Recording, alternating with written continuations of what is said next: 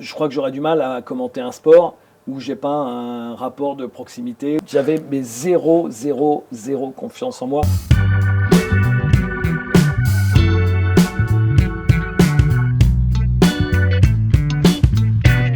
Salut à tous, c'est le premier épisode d'une longue série d'interviews dans l'univers des médias. Quand j'étais petit, il me passionnait presque autant que les sportifs eux-mêmes, les commentateurs sportifs. Et quoi de mieux pour commencer qu'un commentateur qui m'a inspiré directement, c'est David Cosette. Comment ça va, David? Ça va, très bien, merci. On est à quelques mètres de Bercy, à l'Accor Arena, où tu vas retrouver le micro du All-Star Game. Ça faisait 5 ans que tu l'avais plus fait cet événement, ça t'avait manqué? Ah, ça faisait 5 ans? Ouais. Je me demandais juste. 2018. 2018, le dernier? D'accord, mais je me demandais.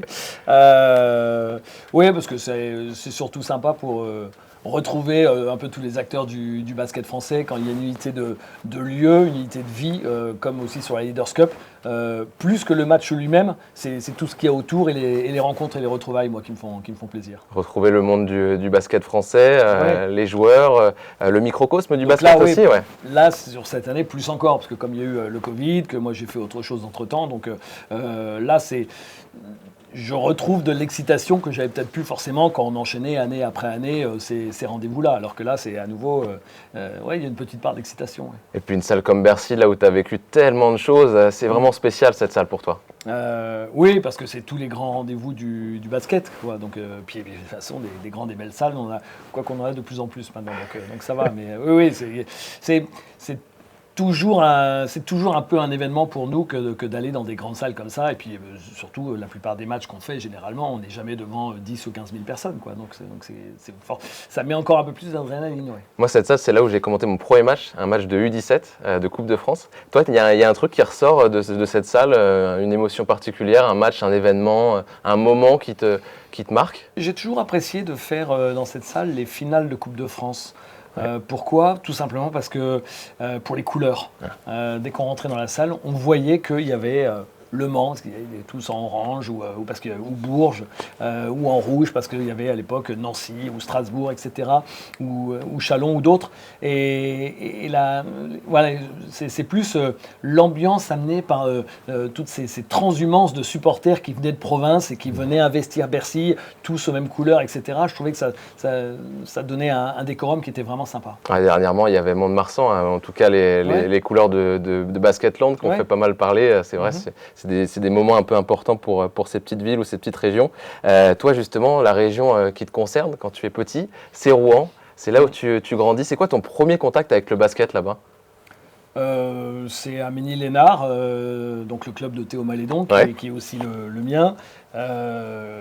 Quand j'étais gamin et que j'ai commencé, je crois, à 7 ou 8 ans, et j'ai pas souvenir marquant. Je ne sais pas si c'est moi qui ai demandé à les jouer, si c'est mes parents qui m'ont dit on va te mettre là pour que tu fasses un sport, ou je ne sais même pas du tout comment ça arrive au début. C'est ton premier sport? Ouais, j'avais dû faire, je crois, un peu de tennis, un peu de judo juste avant, et ça, je crois que je n'avais pas dû cliquer.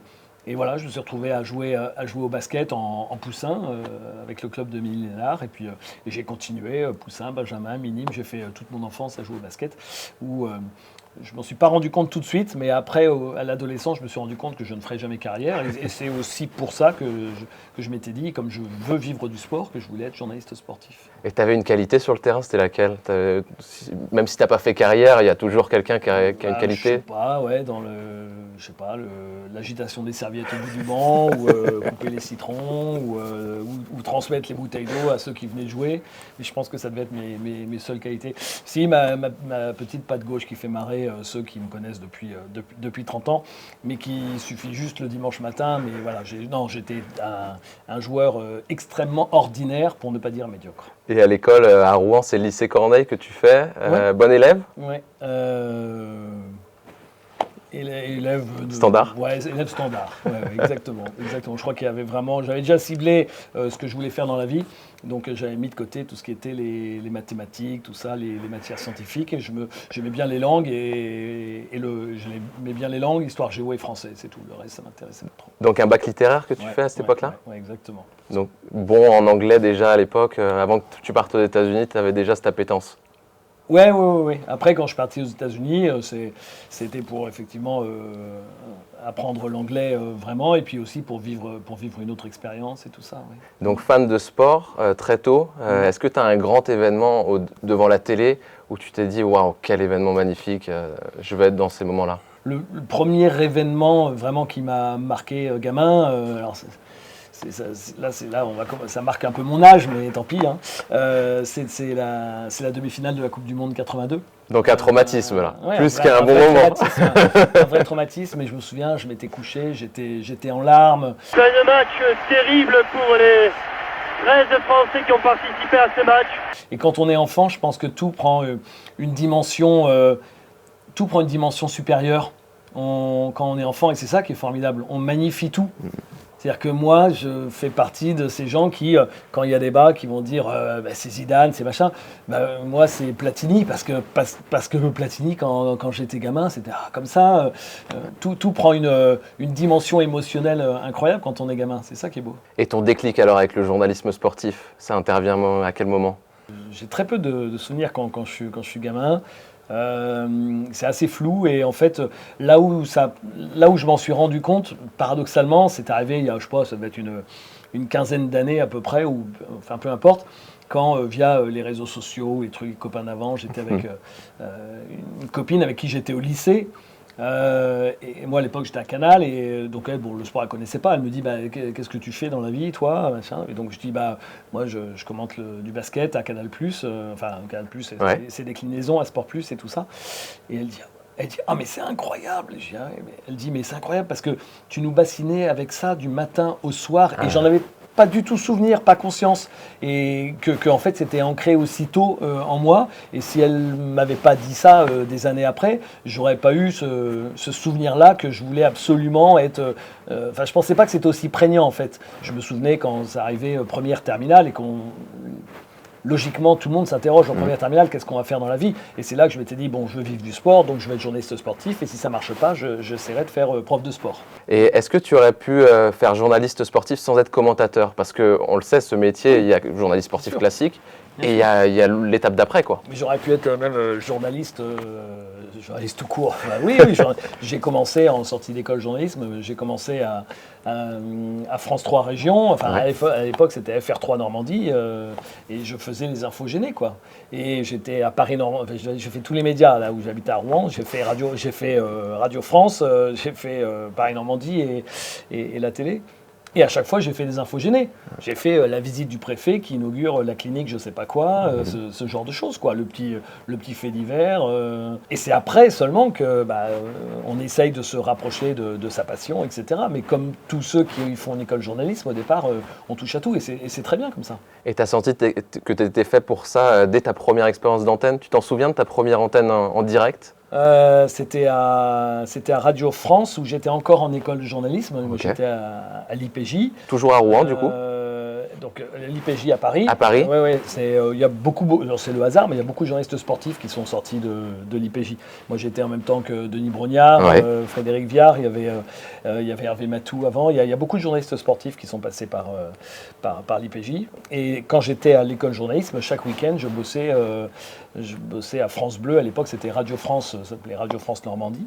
Et je faisais des multiplex avec eux sur l'équipe de hockey sur glace de Rouen, l'équipe des filles de basket de Rouen qui étaient en 1 à l'époque.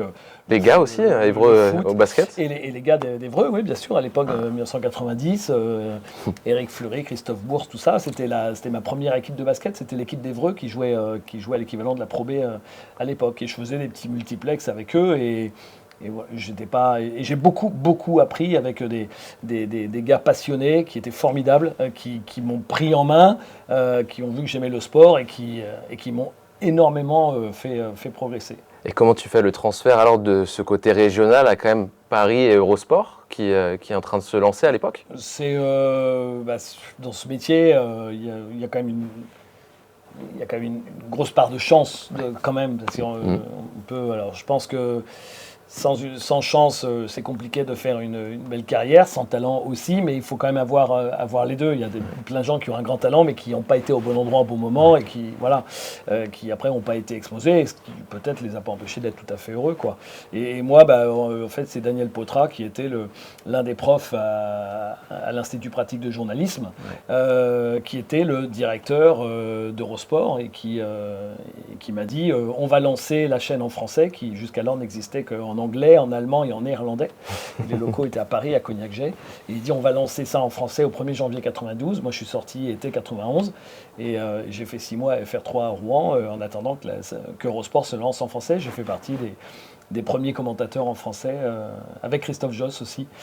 Lui pour le ski, pour les Jeux d'Albertville, et moi pour faire le hockey sur glace aux Jeux d'Albertville. Puis la différence entre votre génération et plutôt la nôtre, c'est qu'il n'y a pas de réseaux sociaux à l'époque pour se faire connaître, pour monter. C'est vraiment par les connexions, par ce que tu apportes dans ton métier et dans ton milieu, quoi. Oui, bien sûr. Oui. À l'époque, c'est la préhistoire. Hein. Même pour bosser, comment tu faisais pour préparer des matchs, ça semble lunaire maintenant, mais il n'y avait pas Internet. Il n'y a pas Internet, on va commenter un match en cabine, on n'a même pas les compositions d'équipe, on ne va pas sur Internet pour avoir les compositions d'équipe. Donc c'est très... Quand on savait s'organiser comme ça, après tout semble facile, quoi. Et donc quand tu te retrouves à commenter les Jeux de Barcelone avec la Dream Team qui arrive et tout, est-ce que tu as des vraies connaissances sur ces joueurs-là ou tu lis des papiers parce que les États-Unis, la NBA, c'était pas encore développé non, alors bien sûr, je fais partie de cette génération qui se levait la nuit pour regarder Jordan en finale au début des années 90, forcément. J'écoutais Georges, il me faisait rêver et tout ça. Et après, quand je me suis retrouvé à commenter les Jeux Olympiques de Barcelone, j'avais pas... Je vais être honnête, je n'avais pas du tout la culture que j'ai développée au fur et à mesure de ma carrière. Pour caricaturer, je savais à peine qui était Drazen Petrovic, quoi. Et c'est seulement après que j'ai développé ma connaissance. C'était plus ce que je regardais sur Antenne 2 quand j'étais adolescent, que je regardais Orthez, et donc mes références c'était Freddy Hufnagel, Christian Ortega et Howard Carter, et de l'autre côté à Limoges, Richard Dacoury, quoi. Et c'était quand Limoges ou Orthez jouaient des matchs de Coupe d'Europe des clubs champions le soir tard sur Antenne 2 mais tout le reste je manquais singulièrement de culture. Mais c'est bien parce qu'à l'époque, Eurosport était plus que confidentiel. Je ne sais pas qui regardait exactement au tout début, mais pas grand monde. Et comme ça, ça permettait de se... Tu te fais tes armes. Voilà, de faire ses armes sans la moindre pression, sans même prendre conscience soi-même de tout ce que ça implique et tout ça, quoi. Donc dans tes premiers matchs en télé, et le premier direct en salle, ça c'est différent quand même. Est-ce que tu te souviens de ton premier match où tu es vraiment en direct à la télé dans une salle de basket ? C'était à Levallois. Parce qu'après, Eurosport, après il y a eu une fusion avec TV Sport qui appartenait à Canal, et à TV Sport, donc il y avait Bruno Poulain et Georges Eddy qui eux faisaient le championnat de France. Et donc c'était Bruno qui était le commentateur du basket. Moi j'ai toujours 10 ans de moins que Bruno, donc je commençais tout juste. Et après, sur un match que Bruno ne pouvait pas faire, le directeur de la chaîne m'a demandé si je voulais le faire. J'étais évidemment aux anges, et j'ai fait un Levallois, je ne sais plus contre qui, avec Georges Eddy. Tu as eu la chance de commenter quand même avec deux monstres sacrés, parce que Georges Eddy et Jacques Monclar sont respectés en tant que consultants depuis des années, et même j'ai l'impression par toutes les générations confondues. Et qu'est-ce qui t'ont apporté ? Tout sport confondu. Tout sport confondu, tu as raison. Alors, après, les gens savent que Georges, c'est vraiment que du basket, alors que Jacques est compétent sur beaucoup de sports. Mais effectivement, oui, c'est des icônes de cette corporation-là. Qu'est-ce qui t'ont apporté en tant que consultant et toi en tant que commentateur ? Comment on additionne ces deux métiers et comment on progresse à leur contact ? On est là pour les mettre en valeur. Notre rôle, c'est ça. Et finalement, moi, si j'ai réussi à faire carrière, c'est sûrement parce que j'ai réussi à bien les mettre en valeur en restant à ma place, mais en petit à petit réussissant à conserver ma personnalité et à développer ma personnalité.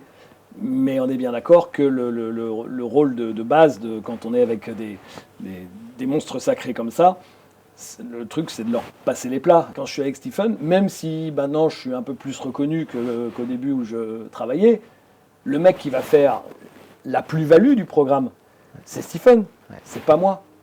Donc moi, mon rôle, c'est de mettre en valeur Stephen. Et donc, mon rôle, c'est finalement de réussir à trouver l'équilibre, à m'acoquiner avec ces mecs-là pour qu'ils se sentent à l'aise et puis pour réussir à développer une complicité. Une fois qu'on a réussi ça, on a fait 90% du boulot, je pense. C'est la clé d'une réussite d'un bon duo. Après, attention, là on parle qu'il faut quand même savoir de quoi on parle, il faut connaître son sport, il faut travailler et tout ça. Mais le truc qui fait la différence, c'est ça.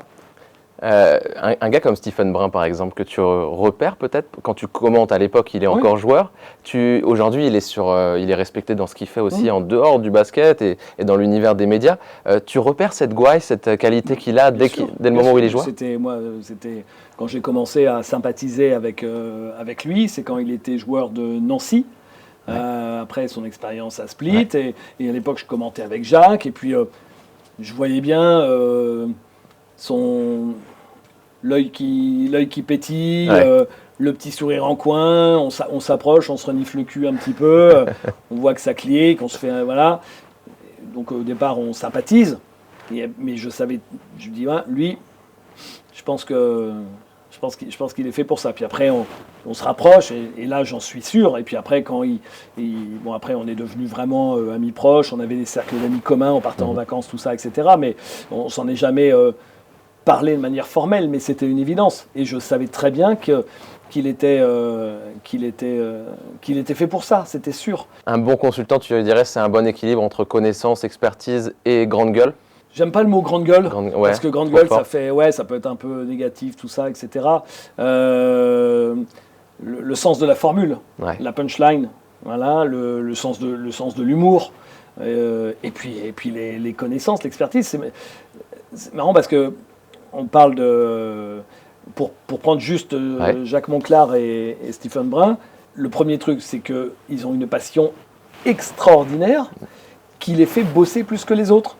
Et parfois, je me souviens, à Canal, il y avait plein de consultants de foot, on voyait bien que les mecs, ils pensaient qu'il suffisait juste de poser son cul parce qu'ils ont joué. Mais non, c'est pas ça.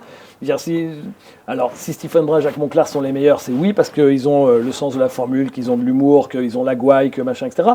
Mais aussi, et peut-être plus encore, parce qu'ils bossent plus que les autres. Tu parlais de ce sens de la punchline, toi aussi tu l'as. Moi j'ai ces exemples qui me viennent en tête. Gilardi, Boyon, toi, ce côté hors du cadre, de sortir du cadre pour aller dans un commentaire qui est un petit peu original, etc.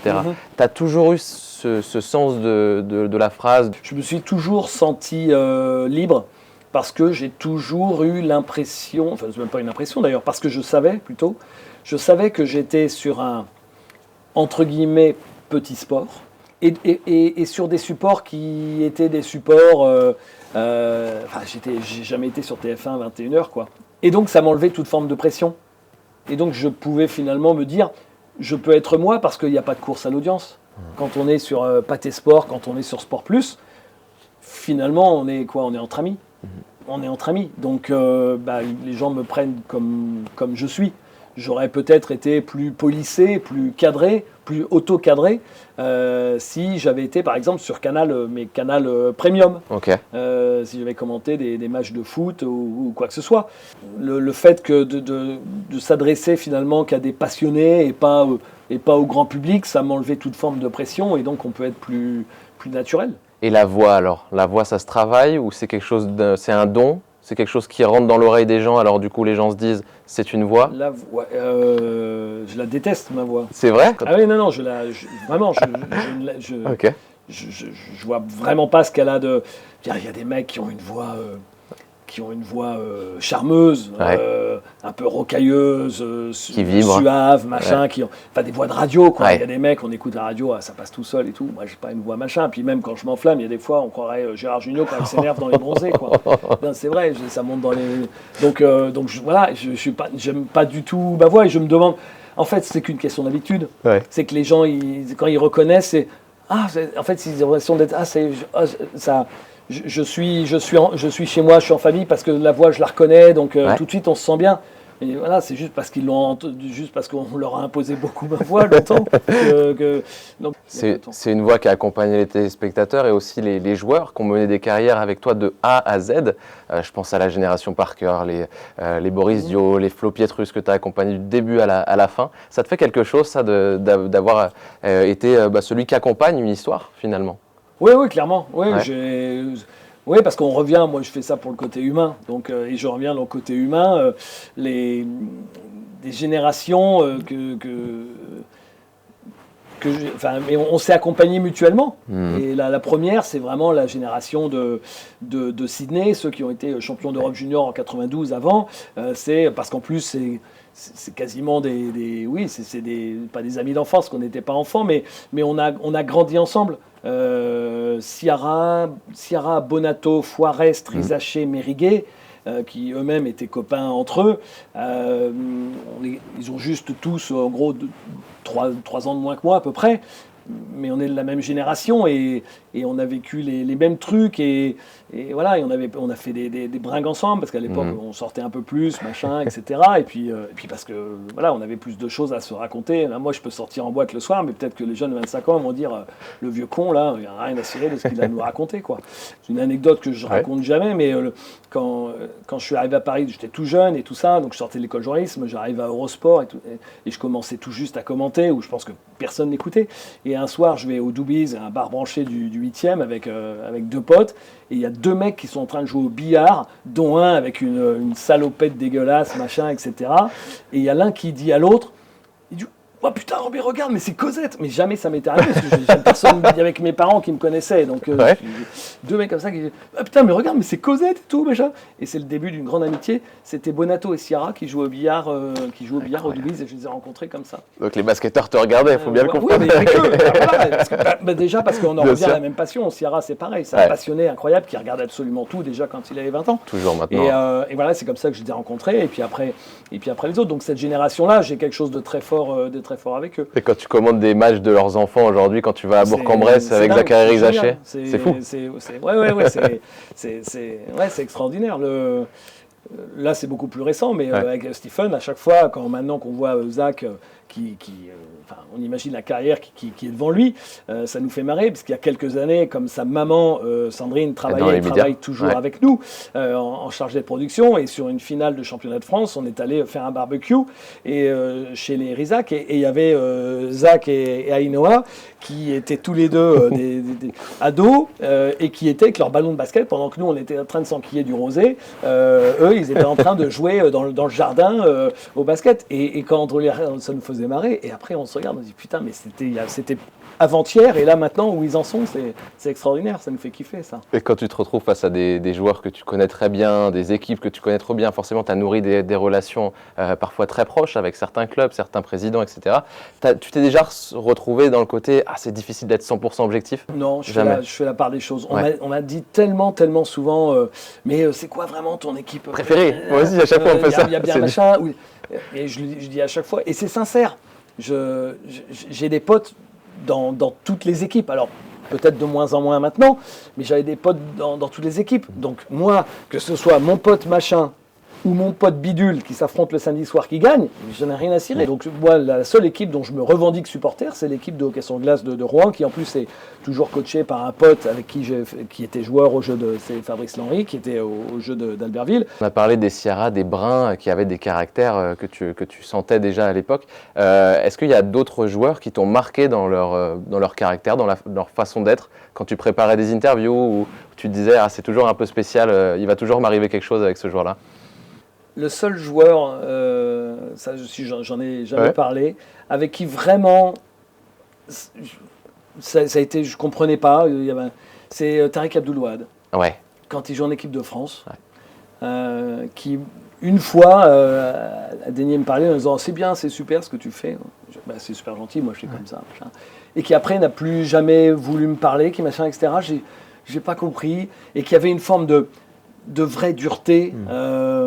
Voilà, et je trouvais ça triste parce que moi j'en suis toujours à dire voilà, on fait que ça, c'est que du basket quoi en plus, c'est pas le foot, c'est pas machin et tout, et donc il suffit de se parler pour parfois les gens. Il suffit de se parler, on arrive à se comprendre et tout ça, etc. Et donc voilà, et c'était le seul avec qui après des matchs, il dit je parle pas et tout ça, puis avec une forme de morgue un peu vis-à-vis de nous et tout, et on voyait qu'il nous méprisait. Ouais. Voilà, on voyait qu'il nous méprisait. Et moi, je me dis mais je crois que j'ai rien fait pour mériter ça. Voilà, j'ai pas mal parlé de lui. Voilà, donc je comprenais pas. Et c'est marrant parce que j'en ai parlé récemment avec Alain Digbeu, avec qui j'ai bossé l'année dernière, et qui a toujours été intime de Tariq. Et un soir, comme ça, on s'est retrouvés à en parler, et je lui ai en gros tenu le même discours, quoi. Je lui ai dit, j'ai pas compris, et tout. Et il se marrait, puis il dit, c'est vrai qu'il pouvait être un peu dur. Je dis, écoute, après, peut-être qu'il a probablement changé, que j'imagine on se rencontrerait là, peut-être qu'on pourrait, probablement même qu'on pourrait discuter et tout ça. Sur quoi ton métier a le plus évolué par rapport au moment où tu commences et aujourd'hui? Pour nous, je crois quand même que ça reste pas mal le même métier. Ouais. Sur ce que j'en comprends, pour les avoir fréquentés plein de fois et tout ça, parce que ça reste quand même le même milieu. Je sais qu'au foot, par exemple, entre Vendroux et tous les gars de cette génération qui, en 1980, jouaient aux cartes avec Platini pendant la Coupe du Monde, par exemple, et là maintenant où c'est impossible de parler même à un joueur lambda du championnat de France de foot sans passer par 8 agents en espérant qu'il rappelle un jour, etc., on voit que là, le foot, ça a changé. Ouais, c'est vrai. Moi, personnellement, je crois que j'aurais du mal à commenter un sport où j'ai pas un rapport de proximité, où je peux pas aller discuter avec les gars. C'est une chance le basket pour ça. Ouais. Tu fais partie de cette génération de commentateurs qui a tout connu, et il y a une jeune génération qui arrive, qui peut-être sort moins du cadre. C'est ce que tu disais dans une interview à TV Mac. Tu dis la jeune génération de commentateurs est formatée, peut-être trop. Tu le penses, ça? Après, il faut se méfier de tout ce qui... Alors, oui, c'est pas ressorti exactement comme ce que tu voulais dire. Si, mais je parle... Alors, parfois, certains m'ont dit pourquoi tu... Alors, à l'époque des réseaux sociaux, j'en peux plus. Parce que tu représentes tellement quelque chose que tu vois voilà, tout de suite... mais c'est un ensemble. Il y a des contre-exemples, et heureusement. C'est juste une tendance générale où je pense que maintenant, à l'époque des réseaux sociaux, on va se faire défoncer pour n'importe quel truc. Entre son patron qui veut dire attention, si tu dis le moindre mot de travers, j'en ai 5 qui attendent derrière pour te remplacer, et les réseaux sociaux où le moindre truc, on va se faire défoncer et qu'au bout d'un moment c'est fatigant, et ça donne moins envie de sortir du cadre, justement. Mais il y en a qui conservent cette fantaisie, voire cette folie, voilà.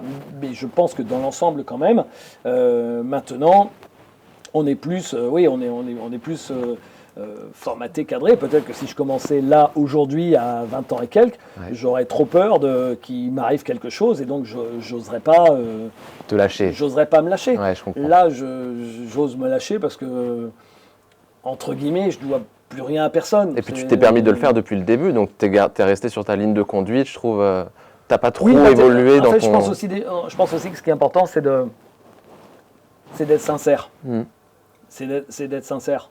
Je pense que si moi j'ai réussi à durer, c'est parce que quand les gens disaient que j'étais passionné, les gens, au bout d'un moment, si c'est fake, à l'antenne, il y a un filtre, les gens ils le sentent. Il y en a qui essayent de monter dans les tours, de machin, de trucs. Ça se sent et ça se ressent, donc j'ai sûrement des défauts dans mon commentaire, tout ça, mais la seule chose c'est que ma passion elle est sincère et je pense que les gens le ressentent, et je pense que c'est la base du truc qui a fait que j'ai pu continuer à commenter, quoi. Tu dirais que ce métier t'a changé en tant qu'homme aussi, au profond de toi-même, c'est-à-dire en tant que père de famille, en tant qu'homme dans la vie de tous les jours? Est-ce que c'est un métier qui change une personne? Est-ce que tu es le même à 20 ans quand tu commences et aujourd'hui? Il m'a donné, il m'a apporté beaucoup parce qu'il m'a donné confiance en moi. Parce que ça peut sembler, voilà, sans faire de la psychanalyse et tout ça, mais à 20 ans, j'avais une timidité. C'était au-delà, de timidité, de 0 à 10, j'étais à -2, moi. J'avais zéro confiance en moi à tous les niveaux. À tous les niveaux. Les gonzesses, les machins, quand on a 20 ans, c'est compliqué. Et c'est de réussir à petit à petit à être reconnu pour ce que je faisais petit à petit. Ça m'a aidé à prendre confiance en moi en tant qu'homme, alors que je ne sais pas si j'avais pas fait ça, je pense que je serais resté terriblement ça peut sembler bizarre, mais terriblement introverti et comme ça, et timide et peureux et tout ça, quoi. Je suis assez d'accord. Ce métier t'amène vers les autres et tu renonces aux peurs d'aller vers les autres. Oui, c'est presque un jeu de théâtre où tu incarnes une personne qui reste en toi, quoi. C'est un rapport aussi le même pour certains comédiens qui en dehors peuvent sembler très fuyants ou quoi que ce soit, parce que, mais oui, quelque part. Ouais. On parlait de ce sport qui est quand même un sport qu'on adore, on est passionné par ça et qui reste un sport de niche, mine de rien. Qu'est-ce qu'on peut faire, qu'est-ce qu'on fait aujourd'hui pour changer les choses? C'est comme le basket, c'est comme le hand, quoi. C'est condamné à... Toujours, on sera toujours comme ça. Voilà, l'équipe nationale condamnée à faire une médaille tous les ans au mondial, au JO, au championnat d'Europe. Et ce qui nous manquait, parce qu'on a quand même depuis 15 ans avec la génération de Tony, mais ce qu'on n'avait pas et ce on est en train de retrouver, également en termes de Coupe d'Europe. Parce que quand il y a des matchs qui passent, là pour le coup par exemple sur la chaîne L'équipe ou c'est sur la TNT, ça peut toucher le grand public, n'importe quel match de championnat de France, je citerai pas de ville parce que sinon il va dire pourquoi t'as cité nous et tout, enfin voilà, mais n'importe quel match, n'importe quelle affiche de championnat de France, ça intéressera que les basketteurs. Et on n'en sortira pas. Par contre, Monaco qui va loin, aussitôt, les audiences elles grimpent sur l'équipe, le match de play-off contre le Maccabi, le Final Four, etc. Parce que là, on n'intéresse pas l'amateur de basket, on intéresse l'amateur de sport. Parce qu'il y a une épopée à suivre, il y a le côté cocardier, on suit notre représentant, face à des marques fortes, les marques Barça, Real, Panathinaikos, tout ça, c'est des marques fortes. Et donc, il faut qu'en Coupe d'Europe, on existe chaque année. De plus en plus d'arénas sortent de terre. Ce genre de lieux peuvent rassembler plus de monde et donc plus intéresser les médias, tu penses? Oui, ça aide déjà parce que ça donnera un meilleur produit. Parce qu'on souffre toujours de la NBA. Regardise le basket français depuis toujours. Moi, quand il y a des gens qui connaissent rien au basket et qui me parlent comme ça, j'ai renoncé en fait. C'est pas grave. Il y en a qui pensent que le basket est la NBA. Ça, c'est aussi un... Oui. Enfin, voilà. Et donc, effectivement, on souffre de ringardisation. Et donc, effectivement, si tous les clubs de Pro A, Pro B font comme Orléans et font une salle de 10 000, bon, ça n'arrivera pas demain, mais petit à petit, ça prend le chemin. Moi, j'ai connu Chalon, la Maison des Sports. J'ai connu, avant, il y avait Orthez et tout ça, des salles de Pro A où il y avait 1500 personnes. Il y en avait un paquet au début des années 90. Donc là, déjà, on est à mi-chemin. Quand il y aura beaucoup de salles à minima 6 000, 8 000, etc. La prochaine, c'est celle de Paris Basket qui va sortir.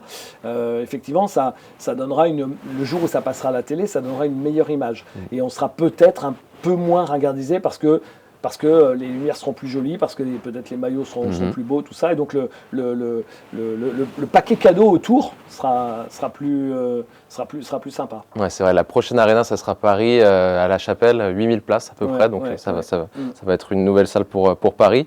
Pour toi, c'est un petit retour aux sources, là, l'antenne. Tu as repris de plus en plus l'antenne avec Sweek depuis la saison dernière. C'est une reprise que tu avais attendue depuis longtemps. Ça fait un bien fou. J'y croyais pas même du tout. Je pensais pas du tout. Je commençais à.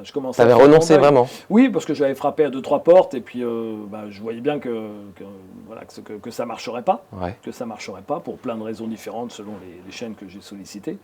Donc je commençais à me faire une raison. Et c'était vraiment très dur. Et voilà, j'en parlais d'ailleurs juste avant que ça reprenne. L'été où on se retrouve avec nos amis du basket, Stephen, Jean-Louis Borg, et d'autres encore. Et on s'en parlait et je leur disais, il faut que j'arrive à faire mon deuil parce que sinon je vais être malheureux jusqu'à la fin de mes jours. Donc il faut que j'arrive à me dire, je me suis bien éclaté et ça a été formidable et maintenant c'est fini, il faut que je passe à autre chose. Et puis c'est revenu au moment où j'avais quasiment fait mon deuil. Avec un projet qui est assez différent de ce que tu as connu dans le passé parce que là on était sur de la télé pure, là tu es plus sur une application en mode numérique. C'est quoi la différence de traitement? Il y a une différence ou c'est le même code? Pour moi ça change rien. Pour moi vraiment ça change rien du tout parce que maintenant de toute façon... Le signal de la plateforme, on le renvoie sur sa télé et on regarde bien le match sur sa télé. En tout le monde téléconnecté. regarde le match sur sa télé. Donc pour moi, ça ne change rien. Et après, Et en plus, ils mettent des moyens en production. Je veux dire, partout, toutes les chaînes font très attention aux coûts de production parce que ça coûte une fortune. Et Squeak a fait le pari d'investir pour produire tous les matchs de championnat de France chaque week-end et tout ça. Donc c'est un pari qui est énorme. Et moi, je ne vois pas véritablement de différence, non. Tu as commenté l'année dernière à peu près 80 matchs, je crois que tu avais dit. C'est quoi la projection pour cette année? C'est plus l'année dernière? Je sais même plus. Je crois que tu avais dit ça dans une interview, je crois. Oui, peut-être. Oui, dans ces eaux-là. À peu près 80. Oui, parce que j'avais fait les deux clubs. Et là, avec le championnat de France, oui, je vais en faire. Plus. Et c'est pour ça que moi, j'avais repris un hôtel-restaurant. C'est pour ça que je viens de le revendre, parce que en faisant le championnat de France tous les week-ends, qui en plus dure, autant l'Euroleague se termine mi-mai, quand la saison hôtelière au bord de l'eau reprend, le championnat de France il se termine fin juin, ça joue tous les jours avec les playoffs, c'est absolument impossible. Et là pour le coup le nombre de matchs, je pense que je vais en faire, de toute façon c'est simple, je vais en faire entre 3 et 5 par semaine toutes les semaines, donc c'est... plus de 100, plus d'une centaine. Oh non, je vais faire presque, pas loin de 150 je pense. Wow. Et en termes de rythme, comment tu le ressens? Tu l'as jamais vraiment expérimenté dans le passé d'en faire autant? La charge de travail, même le ressenti mental sur un truc comme ça? Ça devient... c'est assez... C'est épuisant ou pas? Non, le truc c'est de monter dans le train ou de... Les allers-retours, les allers-retours, quoi, les enchaînements, quand des semaines où il y a 2 matchs d'Euroleague, enfin 2 journées d'Euroleague, ça fait quand même, je peux être à Monaco mardi, à Paris mercredi, à Lyon jeudi, retour à Monaco vendredi pour faire les 4 matchs et le championnat le week-end, donc ça fait quand même des grosses semaines. C'est fatigant physiquement, mais je suis payé pour aller voir des matchs, quoi. Donc, c'est incroyable.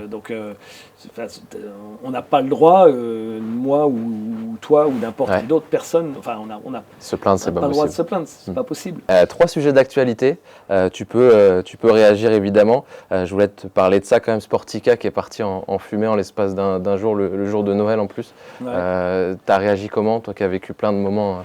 Comme tout le monde, j'ai eu beaucoup d'émotions, ça m'a fait mal au cœur, ça m'a vraiment pas bouleversé, mais pas loin, parce que j'avais vécu... Alors il y a des salles dans lesquelles on vit plus ou moins de choses, et moi, voilà, en plus je suis originaire, moi je suis né au Touquet, donc je suis pas loin de Gravelines, j'ai des relations depuis toujours avec Hervé Bédélem, voilà, donc c'est... Et puis cette salle... qui, entre guillemets, ressemblait pas aux autres. J'ai mis sur Twitter que ça faisait un peu penser, c'est vrai, au village d'Astérix. C'est vrai. Ça m'a beaucoup touché. Ouais. Un autre sujet d'actualité, Wembanyama peut-il faire mieux que Parker? Là où en sont les Spurs, il prend pas les Spurs au même moment que Tony. Donc il va se passer un peu de temps. Et c'est toujours pareil. Est-ce qu'on parle de stats? Est-ce qu'on parle de titres?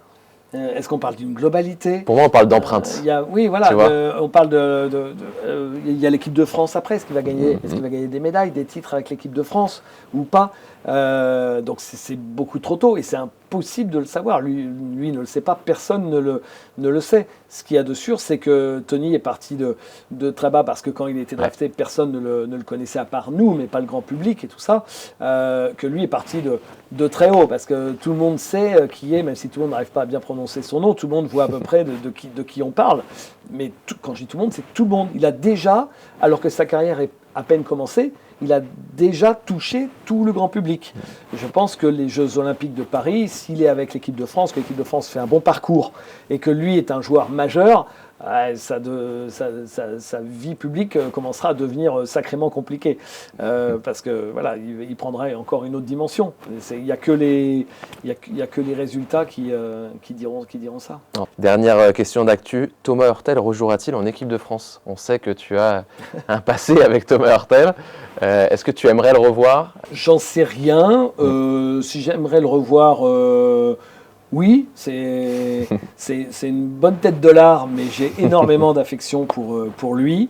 J'ai l'impression que l'équipe de France en a besoin. Donc voilà. Et après, je trouve ça, c'est que un avis perso, mais je trouve ça d'une hypocrisie absolue. On est toujours les meilleurs de la classe. On est les rois de la démagogie. On est toujours les bons élèves. Voilà, je dirais juste ça. Je pense qu'on comprend à peu près, parce que j'ai pas trop envie d'aller plus loin, mais je trouve ça d'une hypocrisie absolue. Et je trouve ça un peu pathétique. On va finir sur un nouveau truc que que je vais faire avec toi, mais qui est un concept totalement piqué à Léa Salamé. Je ne sais pas si tu regardes l'émission Quelle époque, mais je pensais que ça pouvait être un truc sympa à faire pour le basket. La question aux people. En fait, je vais te montrer des visages, je vais te dire même leur nom, et puis tu as juste à slider sur la droite et tu poses une question à la première personne qui est Tony Parker. Est-ce que tu as une question à poser à Tony Parker? Comment fais-tu à avoir 1000 vies? Quelle est ta vie vraiment? Le suivant, Jean Gédy. Est-ce que tu es au courant que tu as permis à un gamin de province de réaliser le rêve de sa vie? Jean-Pierre Ciuta, président de la Fédération française de basket. Jean-Pierre, tu sais que je t'adore, mais franchement, qu'est-ce qu'on fait avec Thomas là maintenant? Mike James, que tu croises souvent sur le Rocher à Monaco. Mike, que s'est-il passé cet été pour que tu passes d'aussi insupportable à aussi admirable? Le suivant, Jacques Monclar. Bon, Jaco. Je ne l'ai jamais dit, mais vraiment, je ne l'ai jamais dit. Jacques, pourquoi tu m'as quitté quand j'étais à Canal? Marine Johannes, tu as une question pour Marine? Marine, j'aimerais bien savoir comment on fait pour être aussi timide en dehors du terrain et aussi insolente sur le terrain. Comment on change du tout au tout. Là, c'est Amélie Oudéa Castéra, la ministre des Sports. Contrairement à toutes les personnes avant, je ne connais pas la ministre des Sports. Voilà. Après, c'est plus pas par rapport à la personne. La fonction. Plus par rapport à la fonction. Ça me fait toujours doucement sourire quand je vois, j'entends, ou je lis sur les réseaux. On sent que c'est toute l'équipe de 20 personnes de communication derrière qui fait. Voilà, ça manque de vrai. Alors le prochain, Vincent Collet. Je sais pas, est-ce que la nuit tu te réveilles régulièrement avec la médaille d'or autour du cou? Oleg Petrov, le patron de Squeak. Oleg, si Monaco remporte l'Euroleague, tu payes ta tournée? Est-ce qu'il a le droit, légalement? Je pense qu'il peut. Il peut. Et enfin, c'est le dernier, un jeune journaliste qui démarre, David Cosette. Oh, les photos qui tuent à chaque fois sont ressorties. Tu me promets de jamais perdre ta fraîcheur et ta sincérité? C'est comme ça qu'on conclut cette interview. C'était un super moment avec toi. Merci beaucoup. Je te souhaite évidemment un super All-Star Game et puis plein de bonnes choses pour la suite de cette saison qui s'annonce pas plus quand avec au moins 150 matchs, je crois. Merci beaucoup.